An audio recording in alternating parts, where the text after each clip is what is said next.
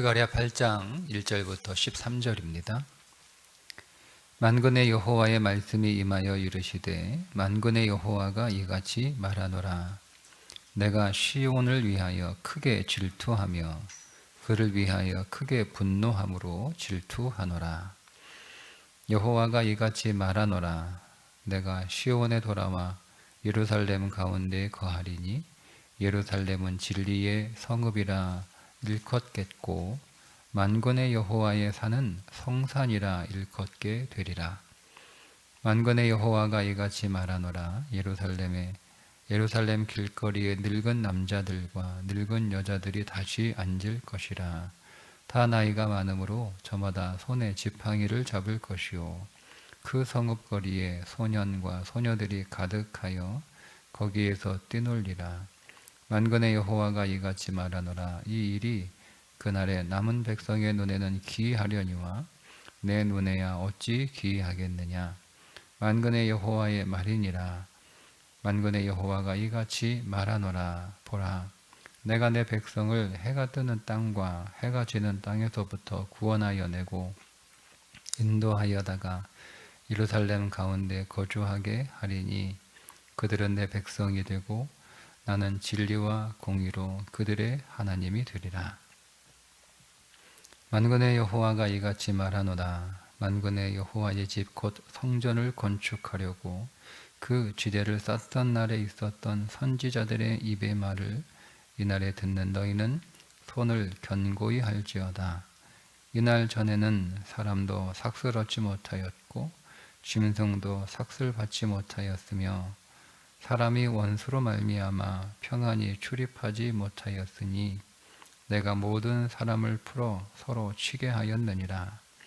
만군의 여호와의 말씀이니라. 이제는 내가 이 남은 백성을 대하기를 옛날과 같이 아니할 것인즉 곧 평강의 씨앗을 얻을 것이라. 포도나무가 열매를 맺으며 땅이 산물을 내며 하늘은 이슬을 내리니 내가 이 남은 백성으로 이 모든 것을 누리게 하리라. 유다 족속아, 이스라엘 족속아, 너희가 이방인 가운데서 저주가 되었었으나 이제는 내가 너희를 구원하여 너희가 복이 되게 하리니 두려워하지 말지니라. 손을 견고히 할지니라. 아멘. 오늘 말씀은 예루살렘의 회복을 약속하시는 말씀입니다. 그 가운데 먼저 하나님께서 하나님의 백성을 향한 하나님의 마음이 어떠한지를 밝히시는데 하나님의 마음은 크게 질투하는 마음이다. 크게 분노함으로 질투하는 마음이다 라고 밝힙니다. 우리는 질투 그러면 조금은 부정적인 의미를 담고 있다는 생각 때문에 왜 하나님이 질투하시지? 질투하는 건 안 좋은 건데 이런 생각을 하기가 쉬운데요. 하나님은 질투하시는 하나님이신데 하나님이 질투하신다라고 하는 의미는 온 우주에 하나님이 사랑하시는 유일한 대상이 이스라엘 백성이라는 뜻이에요. 그게 질투라고 하는 말의 의미입니다. 그러니까 하나님은 이스라엘 백성 외에 사랑하시는 존재가 없습니다. 네가 뭐 나 싫어하면 내가 다른 사람 좋아하면 되지. 그건 이제 질투가 없는 거잖아요. 그죠? 근데 하나님이 질투하신다라는 그 표현은 하나님은 이스라엘 백성들, 하나님이 택하신 하나님의 백성들 외에 사랑할 대상이 없다. 사랑하고 싶은 대상이 없다. 사랑할 수 있는 대상이 없다. 그런 뜻이에요. 그러니까 하나님이 오늘 우리를 사랑하시는데 우리를 향한 하나님의 사랑의 한 면은 질투하는 사랑이라고 표현할 수 있겠죠. 그 말은 하나님은 나 외에 사랑하는 대상이 없다. 이런 뜻입니다. 하나님은 나만 사랑한다. 오로지 나밖에 없다. 이런 뜻이에요. 그래서 오늘 우리가 하나님이 오늘 우리를 그렇게 사랑하시는데 우리가 그 하나님의 사랑에 화답하지 않고 마치 호세아의 아내 고멜처럼 세상을 사랑하게 되면 하나님은 분노하시는 질투를 발하시는 거예요. 근데 그것은 우리를 우리를 처벌하시는 분노가 아니라 우리를 다시 쟁취하시는 사랑이죠. 쟁취하시는 분노예요. 그러니까 하나님은 우리가 우리 스스로 세상을 갔지만, 그러니까 고멜이 스스로 세상을 사랑해서 호세아를 떠났지만 하나님은 그 스스로 제 발로 세상을 간 그 고멜을 다시 빼앗아 오는 거예요. 그게 분노하는 질투예요. 그러니까 그것이 오늘 우리들에게 고통으로 느껴지죠. 그렇지 않습니까? 고멜은 세상을 사랑해요. 그 세상으로 갔어요. 근데 그 세상에서 하나님이 고멜을 다시 찾아오는 거예요. 그러니까 자기가 좋아하는 세상에서 나와야 되니까 그것이 고멜의 입장에서는 고통이 되는 거죠. 그것이 왜냐하면 자기가 원하는 것을 얻지 못하니까 고통이 되는 거예요. 그러나 그것이 고통인 줄 알았으나, 그것이 그에게 불행인 줄 알았으나, 그러나 다시 호세아의 진정한 사랑, 그리고 넘치고 풍성한 사랑, 그리고 부족함이 없는 사랑을 경험하게 될 때, 내가 세상에서 나올 때 그것이 내게 불행이고 고통인 줄 알았으나 사실은 그것이 내게 복이었구나, 이렇게 깨닫게 되는 것처럼 하나님께서 이스라엘 백성, 하나님의 당신이 택한 그 선민, 하나님의 백성이 스스로 세상을 향해 갔잖아요. 갔어요. 근데 그 세상에서 하나님이 다시 그를 데려오시는 거예요. 그것이 전쟁에서 패망하고 나라가 망하고 성전이 무너지고 그리고 바벨론 포로에서 살아가는 삶이에요. 다 빼앗기는 거잖아요. 거기에서 하나님께서 다시 그들을 데려오는 것, 그것이 분노하시는 질투입니다. 그렇게 하나님이 이스라엘 백성들을 사랑하신다라고 지금 밝히고 계신 거예요. 그렇게 사랑하시기 때문에 하나님께서 다시 돌아오셨다라고 말씀을 하시죠.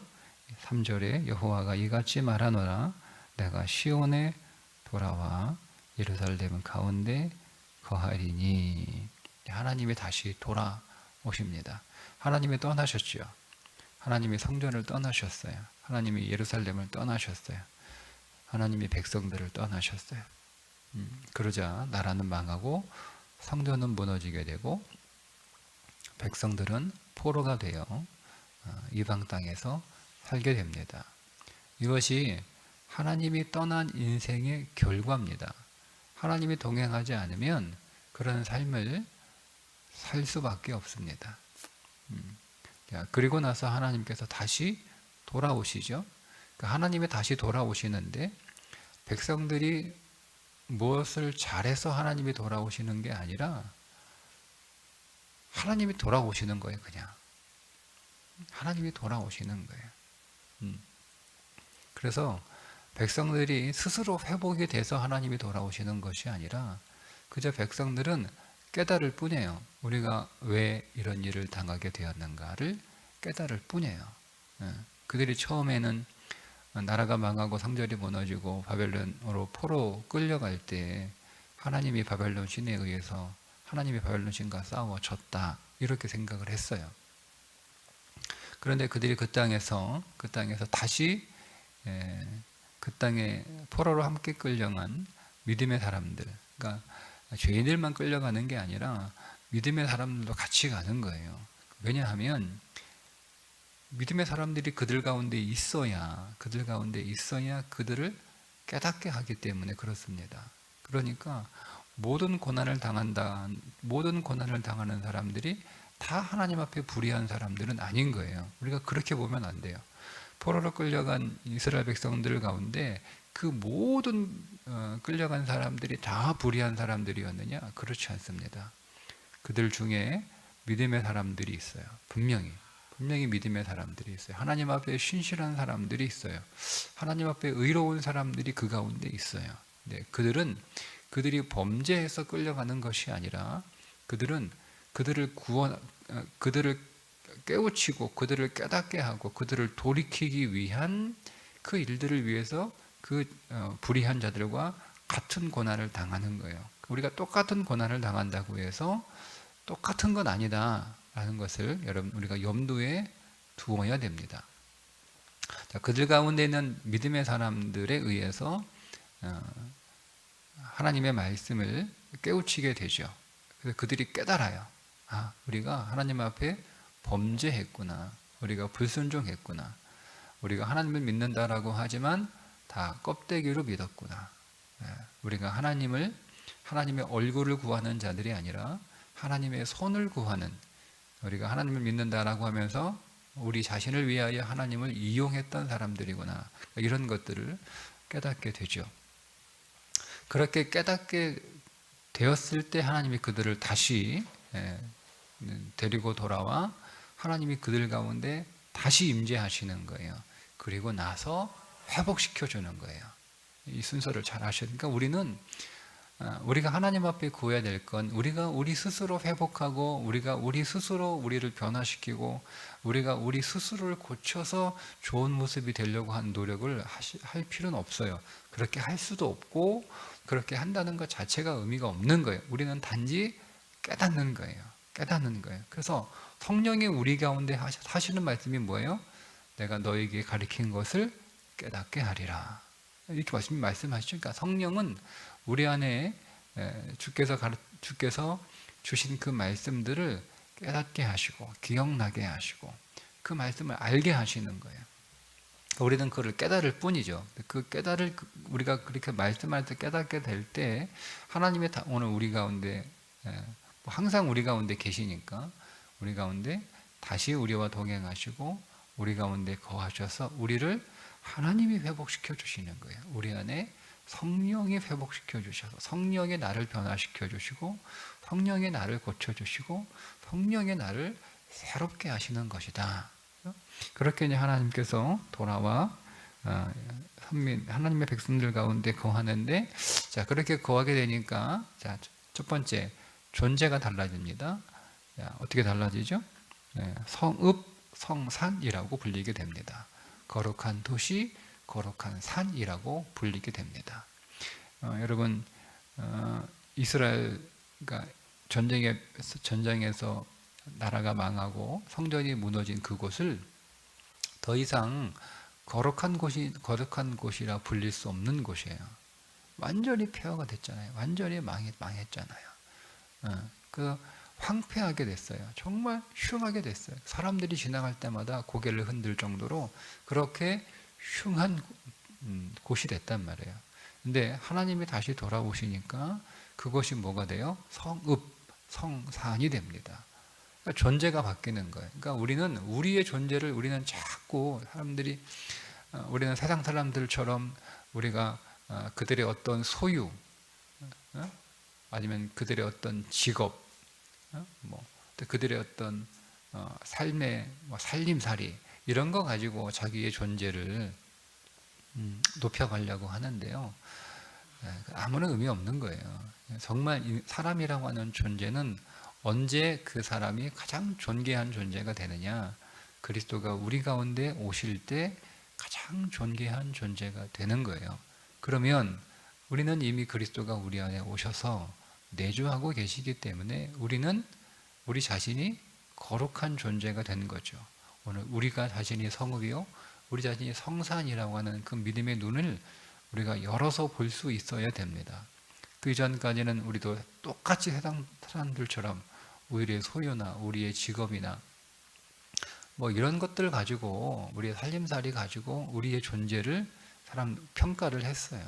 그래서 우리의 소유가 많고 우리의 살림살이가 좋으면 우리는 존귀한 존재이고, 그런 것이 없으면 우리 하찮은 존재이고, 이런 삶을 살았단 말이에요. 우리가 그런 인식을 계속 여러분 버리지 못하고 계속 갖게 되면 우리는 예수 믿으면서도 계속 불행한 사람이 되는 거예요. 예수 믿으면서도 우리는 성읍이고 성산인데도 계속 우리는 불행한 인생이 되는 거죠. 우리가 그 눈이 열려 있어야 되는 거예요. 자, 이것이 첫 번째 변화입니다. 두 번째 변화는 예루살렘 길거리에 늙은 남자들과 늙은 여자든지 다시 앉을 것이라. 다 나이가 많으므로 저마다 손에 지팡이를 잡을 것이요. 자, 이게 두 번째 변화인데 장수한다는 거죠. 근데 그냥 장수하는 정도가 아니고 장수하는데 건강하게 장수한다는 거예요. 일단은 노인들이 있다는 것, 노인들이 없어요. 노인들이 없었어요. 왜? 다 일찍 죽었어요.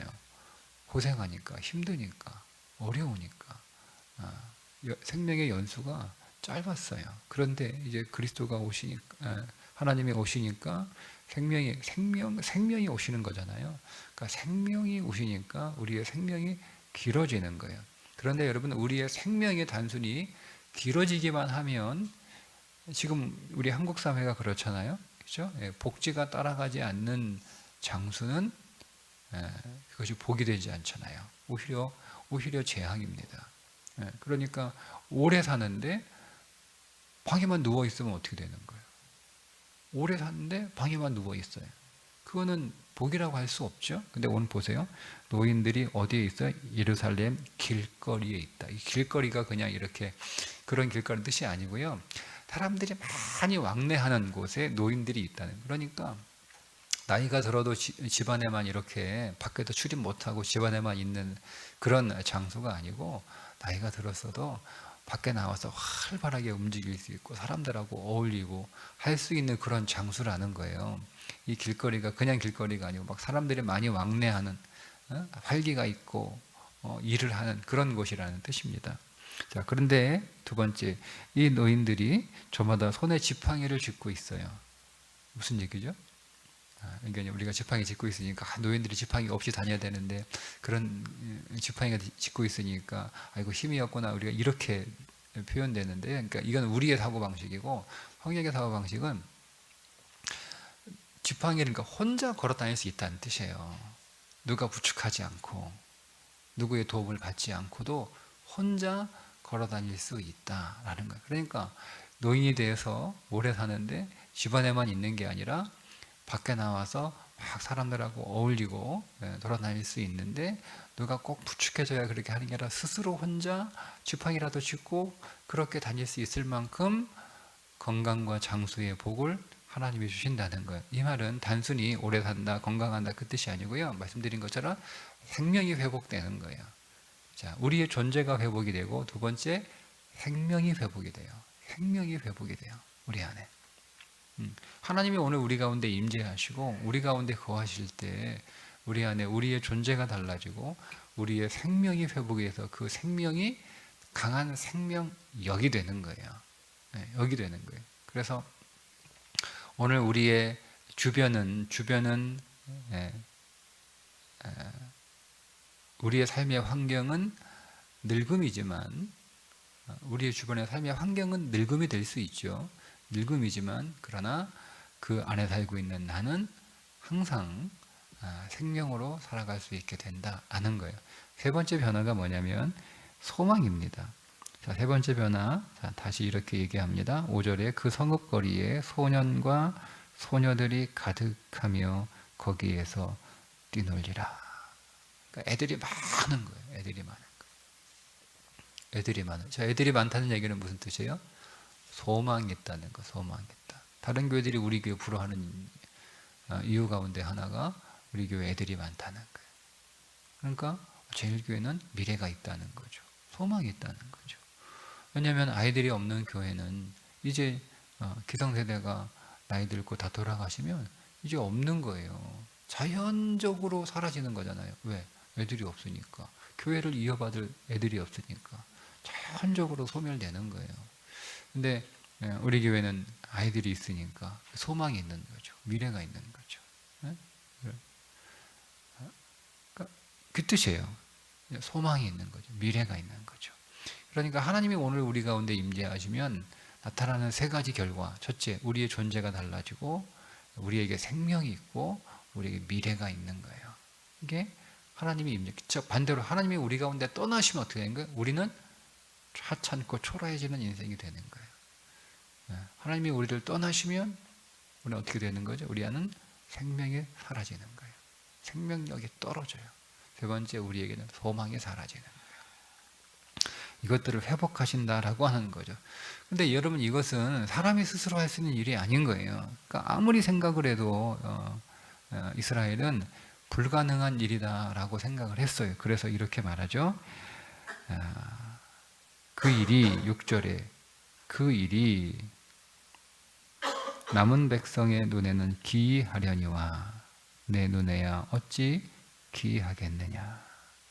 그러니까 백성들의 눈에는 이렇게 얘기를 하면 안 믿어요. 지금 돌아와서 성전 건축 돌아온 지 한 18년, 19년째 되는 해거든요. 그리고 성전 건축은 이제 2년째 하고 있고 반 정도 지었을 거예요. 그때까지 회복이 안 돼요. 왜냐하면 16년 동안 말씀에 뒤에 나와 있지만 성전 건축이 중단되고 16년 동안 자기 집을 짓고 자기 밭을 일구고 살았는데 열매가 하나도 없는 거예요. 열매가 삭시 없다고 얘기하잖아요. 삭시 없다. 네. 10절 이 날 전에는 사람도 삭슬 얻지 못하였고 짐승도 삭슬 받지 못하였으며 삭시 없는 거예요. 이거 열심히 자기 집 짓고 열심히 자기 밭을 일구었음에도 불구하고 뭔가 살림살이가 좋아져야 되는데 전혀 좋아지는 거예요. 전혀. 분명히 열심히 땀 흘려 일했고 수고했는데 자기 인생을 위해서 살았는데 아무것도 없는 거예요. 심지어 짐승들도 먹을 게 없는 거예요. 예. 없는 거예요. 그러니까 이 말씀을 들을 때 백성들이 그게 어떻게 가능하겠는가 이런 생각이 돼요. 왜냐하면 자기들이 그런 16년 동안 그런 삶을 살았거든요. 예. 그리고 이제 2년 동안 또 성전을 지으면서 이제 자기들이 열심히 자기들의 삶을 위해서 살았는데도 삭시 없는데 지금은 그거를 좀 중단하고 성전 건축하는 일에 또 온 힘을 기울이면 자기 삶을 위해서 쓰는 힘이 줄어든 거잖아요. 열심히 살 때도 삭시 없었는데 내가 덜 열심히 살게 되면 삭시 있겠는가? 이거 안 믿는 거예요. 뭐 믿겠습니까? 내가 열심히 온 힘을 내 인생을 위해 쏟아부을 때도 삭시 없는데 내가 그 힘을 거기서 빼가지고 내가 하나님을 믿는 일에 교회를 섬기는 일에 하나님의 사역에 힘을 거기에 쓰면 내 힘을 다 쓸 때도 없었는데 힘을 거기서 빼가지고 다른 데 쓰는데 뭐가 있겠는가 이런 생각을 우리가 하잖아요. 그렇지 않다는 거예요. 너희 눈에는 기이하겠지만 그게 내 눈에 기이하겠느냐? 하나님이 하시는 일이니까. 그러니까 우리 인생은 우리가 아는 게 아니에요. 그러니까 우리 힘으로, 우리 열심으로, 우리 속으로, 우리 능력으로 되는 게 아니라 하나님이 오늘 우리와 함께 하셔서 우리 인생 안에서 하나님이 일하시느냐, 하나님이 일하지 않느냐, 그것이 오늘 우리의 인생의 관건이지 내가 어떻게 할 수 있느냐, 내가 어떻게 할 수 없느냐, 이것이 우리 인생의 관건은 아닌 거예요. 그러니까 자꾸 우리 육신에 여러분 집중하지 마시고 하나님의 능력과 그분의 사랑에 집중하시면 됩니다. 가능한 거예요. 가능하다는 거예요. 가능하니까 내가 하면 가능하니까 내가 하면 불가능한 게 없으니까 내가 하면 다 되니까 그러니까 자 9절 이하에 두 번 반복하죠. 너희 손을 견고히 할지니라. 마지막 13절에도 손을 견고히 할지니라. 내가 너희들을 사랑한다는 거야. 내가 너희들을 사랑한다. 오직 너희밖에 사랑하는 존재가 없다. 나는 너희만 사랑한다. 난 너희밖에 없다. 그래서 내가 너희들에게 다시 돌아왔다. 내가 너희들에게 다시 돌아왔다. 내가 너희들에 다시 돌아와서 너희의 존재를 바꾸고 너희에게 생명을 더 강하게 하고 너희에게 소망을 준다. 그러니까 손 놓지 말고 손을 견고하게 하라. 여기서 손 놓지 마라가 뭐예요? 성전 짓는 일에 손 놓지 말고 계속 성전을 지어라. 우리 교회로 적용하면, 우리 교회를 적용하면 가정 예배 손 놓지 말고 계속 가정에서 예배자가 되어 가정 예배, 가정에 하나님의 성전 되게 하라. 하나님의 임재가 그곳에 있게 하고 하나님이 거하시게 하고. 여러분, 하나님께서 오늘 우리를 독점적으로 사랑하시기 때문에 하나님이 오늘 우리를 사랑하시는 일에 있어서 하나님이 원하시는 것이 하나 있어요. 그게 이제 아가서에 나오는 내용인데요. 아가서에서 사랑하니까 두 사랑하는 사람이 함께 거하는 침실이 나와요. 그죠? 네. 그러니까 하나님이 오늘 우리와 함께 거하는 침실이 성전이에요. 그게 성전의 의미예요. 그러니까 아가서의 관점에서 보면 성전은 단순히 제사를 드리는 장소가 아니라 신랑과 신부가 함께 사는 방입니다. 거기에서 사랑을 나누는 거예요. 거기에서 그런 것처럼 성전은 하나님과 내가 사랑을 나누는 것이에요. 그래서 성전을 지으라고 하신 거예요. 그래서 오늘 우리 자신이 하나님의 성전이 되어야 되죠. 우리 자신이 하나님과 내가 사랑을 나누는 성전이 되어야 되는 거예요. 그러니까 우리 가정이 성전이 되어야 되는 거예요. 하나님과 우리 가족들이 사랑을 나누는 성전이 되어야 되는 거죠. 자, 교회가 여러분 예배를 드리는, 예배 의식을 치르는, 그리고 혹은 사람들을 가르치는 그런 기능의 운동도 있지만 그것이 교회의 목적이 아니라 교회는 성도들이 하나님과 사랑을 나누는 곳이어야 되는 거죠. 그게 성전의 본질인 거예요.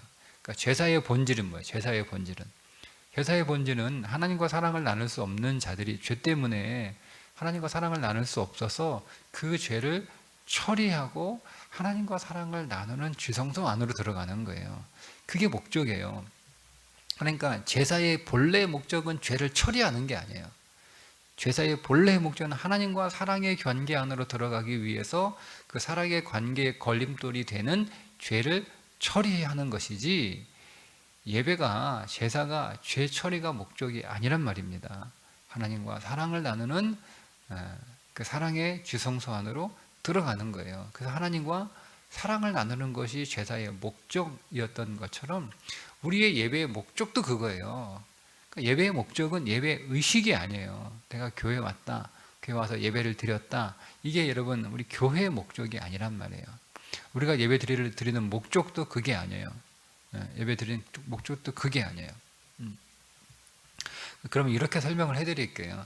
집에서 밥을 이렇게 어머니가 차리면 온 식구들이 모여가지고 그 밥에서 밥을 같이 먹잖아요. 밥을 같이 먹는 이유가 뭡니까? 본래 목적이 뭐예요? 밥을 같이 먹는 게 목적이면 꼭 같이 한 상에 모여가지고 먹어요?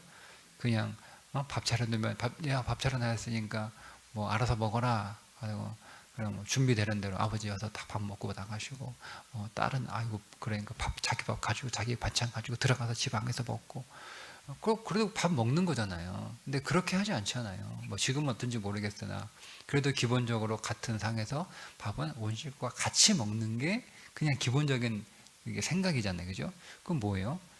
밥을 같이 먹으면서 식구들이 함께 사랑을 나누는 거예요. 거기서 한 식구가 되는 거죠. 식구가 뭐예요? 밥을 같이 먹는 입이라는 거잖아요. 그죠? 그게 식구잖아요. 근데 밥을 같이 먹는 이유가, 그럼 우리는 밥을 같이 먹어도, 그럼 뭐 내가 다른 사람하고도 밖에 나가서 밥 같이 먹자. 그러면 식구 아니잖아요. 밥을 같이 먹는다라고 하는 것은 사랑한다는 거예요. 사랑을 나눈다는 거예요. 그게 지가 집에서 밥을 먹는 목적이잖아요. 그러니까 밥은 같이 먹으면서 서로 가서 뭐 얘기도 안 하고, 그냥 서로 뭐 쳐다보지도 않고 그냥 자기 밥만 다 먹고 하고 그냥 팍 일어서 가. 분명히 식구들이 모여서 밥은 같이 먹었어요. 밥은 같이 먹었잖아요. 근데 그게 밥은 먹은 거예요? 안 먹은 거예요. 분명히 밥을 같이 먹었는데 그냥 자기 밥만 먹고 지 먹을 것만 먹고 대화 한마디 없고 서로 쳐다보지도 않고 그냥 밥만 쳐다보고 반찬만 쳐다보고 그것만 계속 먹다가 숟가락 다 먹으면 비었으니까 숟가락 딱 먹고 딱 일어서 가. 그러면 너 왜 밥 안 먹어? 밥 먹었잖아요. 밥 먹었어요. 그릇 다 비웠어요. 먹었어요. 근데 그 밥을 안 먹은 거예요. 왜요? 밥을 먹는 게 목적이 아니라 밥을 먹는 것을 통해서 우리는 뭘 먹는 거예요? 사랑을 먹는 거예요. 서로 쳐다보고 얘기도 하고 그 얼굴을 살피기도 하고 또 고민을 얘기하기도 하고 있었던 일 얘기도 하기도 하고 오늘 할 일을 얘기도 이게 밥을 먹는 거잖아요. 그죠? 예배가 그런 거예요. 예배가 밥을 먹는 거라고 하면 우리 와서 예배 드렸어요. 예배 드렸잖아요. 예배 빠지지 않았잖아요. 예배 다 드렸잖아요. 오늘 예배 드렸어. 그런데 여러분 예배 드렸는데 예배 안 드릴 수 있는 거죠. 왜요? 예배 드리는 목적은 하나님과 사랑의 교제를 하는 거예요. 하나님과 사랑으로 만나고 그분의 사랑을 내가 경험하고 그분의 사랑을 깨닫고 내가 그분께 내 사랑을 고백하고 사랑을 표현하고 그래서 하나님을 더 알고 더 알아가게 되고 그 안으로 더 들어가는 거 그게 예배란 말입니다. 그게 예배란 말이에요. 그게 성전의 의미예요. 그러니까 그 일을 손 놓지 말라는 거예요. 손 놓지 말고 계속 하나님을 사랑하는 일에 하나님을 그러니까 오늘 우리가 우리의 모든 삶이 하나님과 사랑하는 그 사랑의 장소를 만드는 성전을 짓는 일이에요. 가정에서 단지 예배가 목적이 아니라 가정에서 그 예배를 통하여 우리의 가정이 하나님과 사랑하고 하나님과 사귐을 나누는 그런 성전이 되는 거죠. 우리 일터도 마찬가지고요. 우리 학교도 마찬가지고 우리의 교회도 마찬가지입니다. 여러분 우리의 손을 놓지 마십시오. 하나님과 사랑의 교제, 하나님과 사랑을 나누는 그 사랑방을 만드는 그 일에 손을 더 견고히 하셔서 오늘 우리의 인생 안에 하나님과 사랑을 나누는 그런 처소가 더 견고하게 지어지시기를 주님의 이름으로 축복합니다. 기도하겠습니다. 하나님 아버지 오늘도 주의 사랑 안에 더 살기 원하고 그 사랑 더 알기 원하고 그 사랑 더 경험하기 원하고 그 사랑 더 누리기 원합니다. 오늘도 내가 주의 이름을 부르며 주께 나의 사랑을 더 고백하게 하시고 주의 사랑을 더 표현하게 하여 주옵소서. 우리의 모든 처소가 주님과 사랑을 나누는 성전 되게 하여 주옵소서. 예수님의 이름으로 기도드리옵나이다. 아멘.